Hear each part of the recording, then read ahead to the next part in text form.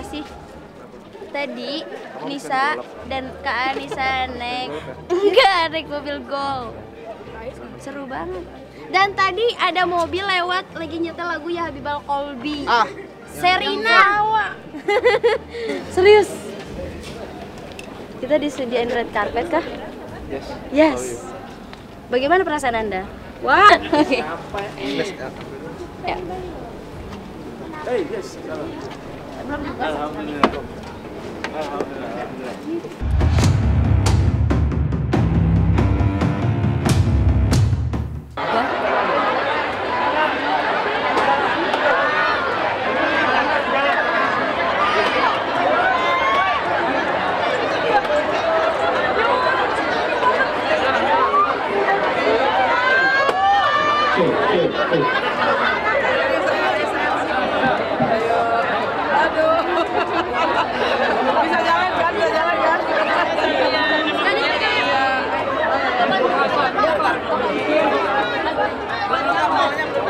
Teman-teman, pegang Bang. Awas kepencet. Assalamualaikum warahmatullahi wabarakatuh.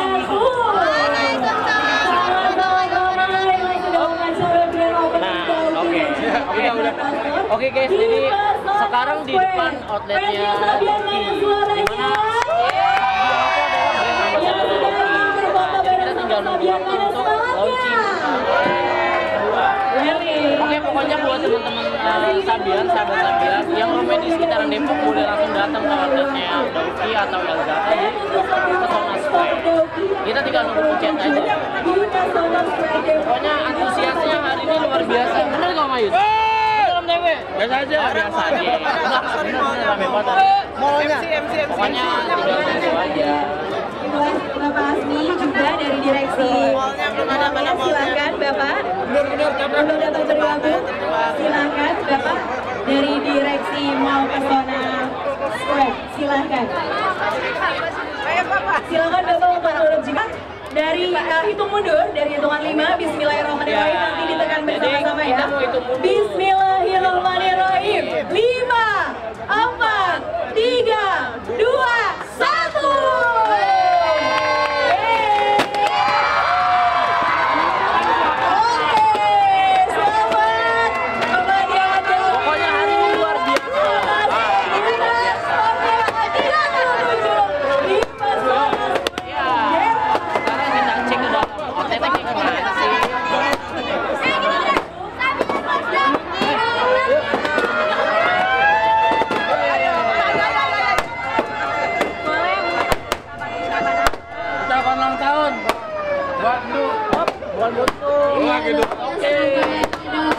Makin banyak store-nya, makin jaya, sukses amin.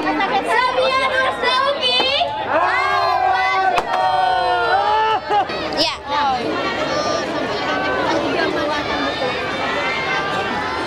Ini nih Mas Ayah. Kenapa bisa maju? Ada penawaran dari Rans Publisher. Ya. Ada penawaran katanya untuk dijadikan buku. Sebetulnya kami bicara pantas mungkin belum pantas, tapi karena mungkin mereka menawarkan itu, ya udahlah kenapa enggak kalau sejarah kita dibukukan. Sudah berapa persen? Oh belum tahu saya. Progresnya belum tahu. Berarti sudah siap buka-bukaannya di dalam buku itu bisa dibilang? Ya. Progres berapa persen apanya nih? Udah. Tapi udah tayang. Udah rilis. Udah rilis, udah. Berarti di dalam buku itu secara langsung kalian buka-bukaan. Kurang lebih, cuma kan itu ada fiksinya juga, ada bumbu-bumbu fiksinya juga lah. Gitu. Ya. Jadi nggak kaku.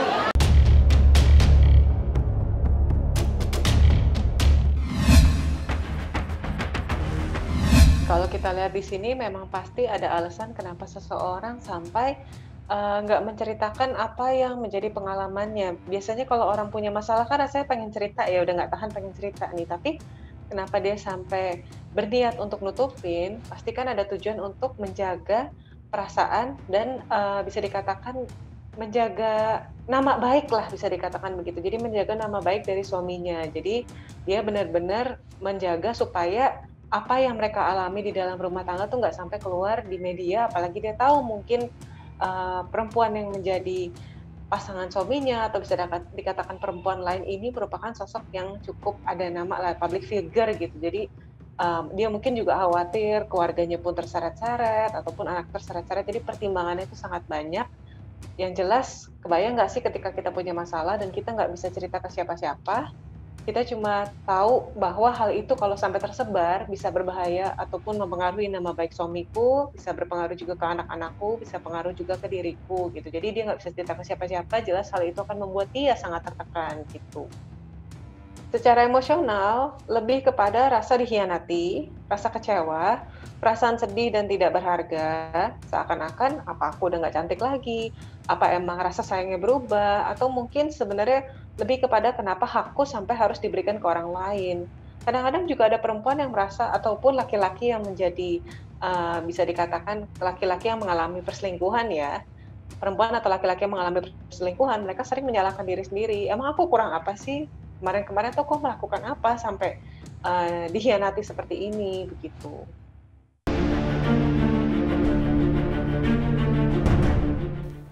Nggak ada alasan pasti sebenarnya, jadi nggak bisa menjamin apakah kejenuhan itu berpengaruh dengan perselingkuhan ataupun rasa bosan dengan fisik, ketidakpuasan dengan fisik pasangan bisa langsung berkaitan dengan tindakan perselingkuhan ataupun putusnya sebuah komitmen. Tapi yang jelas selalu diawali dengan tempat dan orang yang salah gitu. Tapi kalau pada umumnya orang tuh hampir nggak mungkin kepikiran suatu hari aku mau selingkuh atau mau punya istri 2 atau mau punya suami 2 gitu. Kayaknya hampir nggak mungkin gitu. Tapi ketika mereka merasa ada masalah dan ditambah ada waktu, ada tempat dan orang yang salah, akhirnya terjadi perselingkuhan itu. Betul, jadi memang dapat dikatakan ketertarikan fisik itu dipengaruhi oleh 3 hal. Jadi pertama familiarity, yaitu gimana kita familiar sama orang yang kita sering temuin, yang kelihatannya tuh, makanya orang suka bilang ya kalau misalnya mukanya mirip tuh jodoh, karena memang kita nyaman sama orang yang mukanya mirip, karena tiap hari kan kita pasti ngaca ya, jadi seseorang yang dirasa lebih familiar itu lebih menarik buat kita. Yang kedua proximity, jaraknya sering ketemu gitu. Jadi kalau memang proximity, tetangga depan kah, atau teman satu kerjaan kah, atau sering melihat di media sosial itu kan juga bisa dikatakan jaraknya sekarang kita nggak bisa ngukur dari dunia nyata aja ya, dari dunia maya pun kita bisa ukur jaraknya gitu. Jadi ketika dia ketemu terus dan akhirnya jadi familiar, mereka akhirnya juga timbul ketertarikan gitu. Makanya suka ada cinlok nih kalau memang lagi di artis-artis yang lagi syuting bareng gitu. Jadi terus yang terakhir adalah proximity, familiarity, sama tadi similarity. Jadi ada 3, proximity, familiarity, dan similarity. Jadi similarity adalah ketika kita menemukan kecocokan, kesamaan, seperti ketika kita suka hal-hal yang mirip, makanan yang kita suka seleranya sama, olahraga yang kita suka seleranya sama, gaya hidupnya juga mirip-mirip. Nah, itu akan semakin menimbulkan perasaan suka begitu.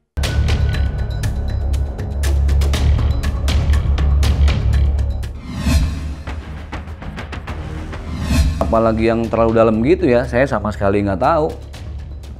Sama sekali saya nggak tahu.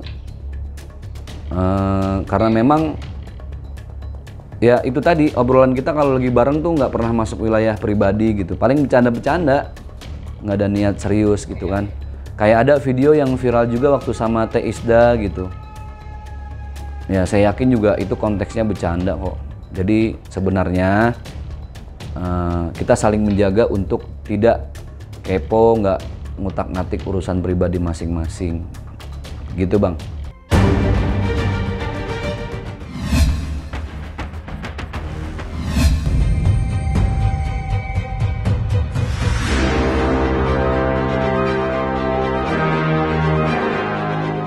Ini kita lihat ini dari Yuyuno Nurbaya 7 ya. Kemudian ada 989 tayangan dan ini ada banyak komen gitu. Nah, ini sudah diamati ya Bu ya. Diamati dan per hari ini kami akan amati juga.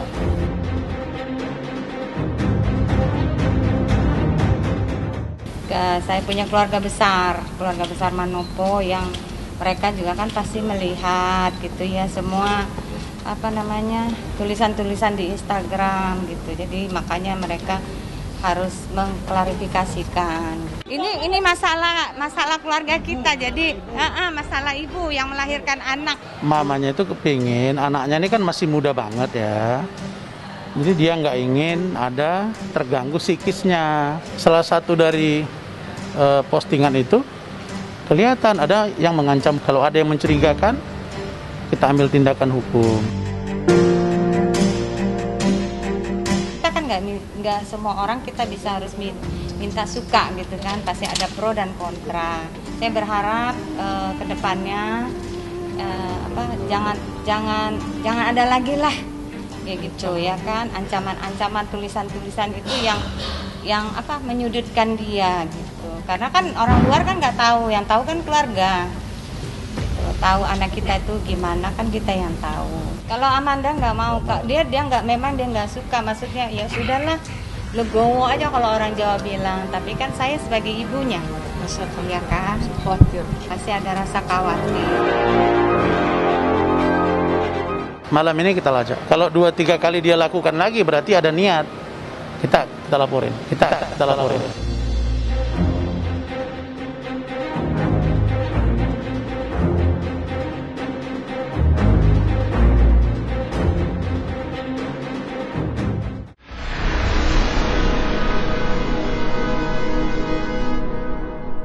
Jadi jangan lupa untuk subscribe Cumi Cumi. Ditekan ya tombol lonceng merahnya.